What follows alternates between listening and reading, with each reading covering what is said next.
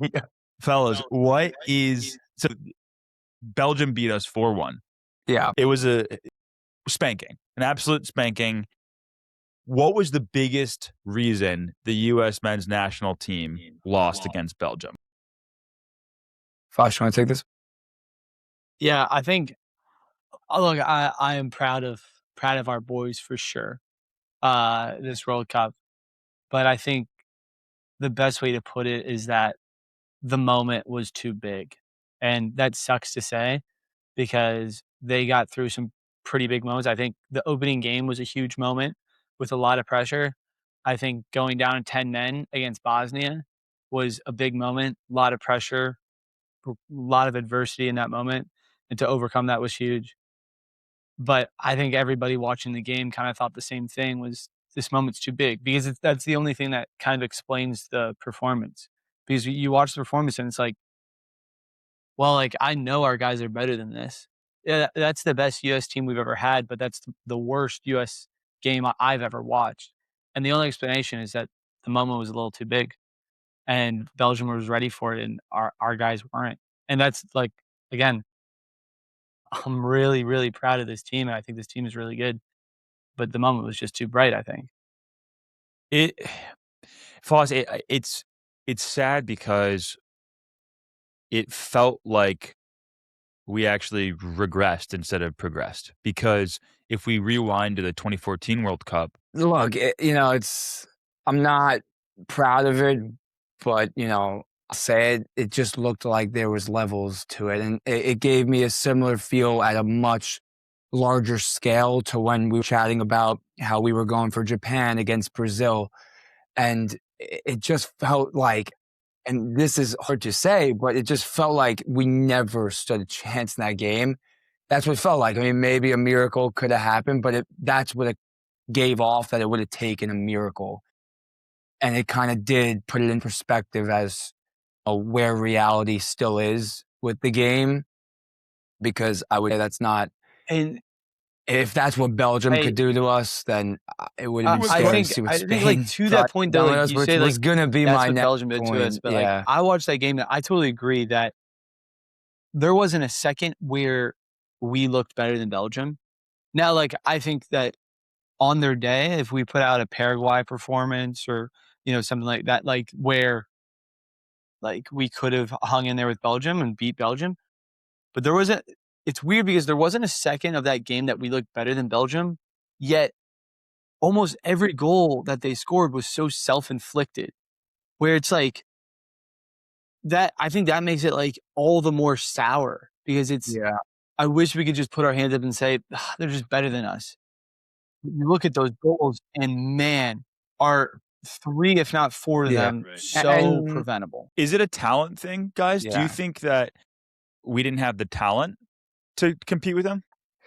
I think it was more of they've been there before so many more times, and it's not just the World Cup. It's like big games. I remember like going to Europe and playing in academy teams, and it's just they feel so much more calm and cool and collected, like they've been in games so many times, and it just felt more like a walkover game, and that they just had way more bags and bags of confidence than we did. I thought we've had so much confidence taking players on, playing with that energy all tournament long, and it kind of just went out the window a bit in this one.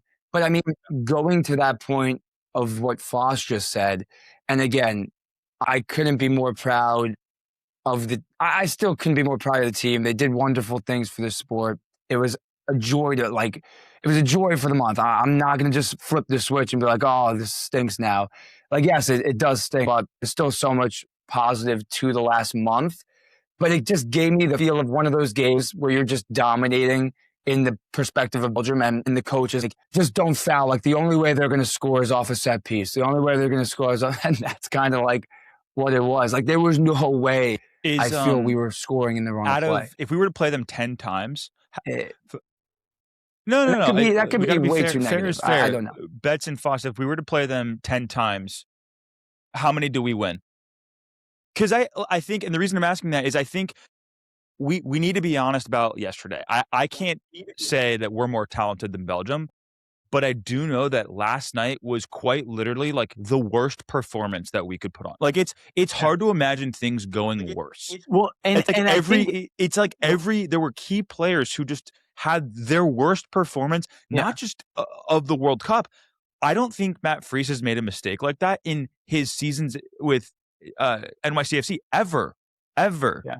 So Yeah. Well, and I think like one of the reasons it hurts so much is because you say how many times out of 10 do we beat them? And I don't know, like maybe 5. And it sounds insane to say after watching yesterday, but I do think that's probably right. Like I think it's a toss-up game. But I think the moment hurts so much is because it was at home and there was this swell of momentum leading up to this game where non-soccer fans were tuning in and everyone was joining the hype train. It was beautiful. And as soon as all the eyeballs were on it, got embarrassed. And that makes it spanked, so much destroyed. Like I was talking to my I was sitting at dinner with my some of my cousins, and they were like put this loss in perspective, and I was like, this is like if when the high school varsity team plays the JV team. It looked like a spanking, an embarrassment. And by the way, I think talent-wise, I actually think we had the guys to win. I do too. I think the biggest reason we lost last night was actually because Flo Balogun played. And let me explain why. I think that the behind the stage Trump calling Infantino and us having this kind of sketch suspension of the suspension, it gave Belgium this fuel and this fire because they felt like there was cheating. They felt like there was an injustice against them. And you could tell they came out feeling like the world is against us and we're going to show these mother effers up. And it was evident. And the reason I hate that is because I actually think if Flo hadn't played, we would have had a chip on our shoulder. We would have actually been the ones that feel like, you know what, we got robbed. We should have our best guy out there. And secretly, like if we had lost without Flo, we could be sitting here right now being like, well, we lost 3-1, but we didn't have Flo. It wasn't our best roster wasn't out there. It would have given us some dignity. And instead what happened is all of this weird stuff happens behind the scenes. FIFA, it looks bad. Like no player has had a suspension lifted in World Cup history other than I think Garacho in the 1960s for Brazil, Ronaldo in this World Cup, and then Flo. And it looks bad. It looks sketch. I don't think that it's sketch. Like I think I get their reasoning, and I think there's like there's a legal argument to be made, but it gave Belgium a ferocity. Like there's no one of the most powerful fuels in the world is when you feel like someone has wronged you and you just have this like indignant, like, oh, okay, like I'm going to come out. It gives you a fire that it was clear to me that the Belgians had and we just didn't. And we came out flat and they came out ready to just murder us. Yeah.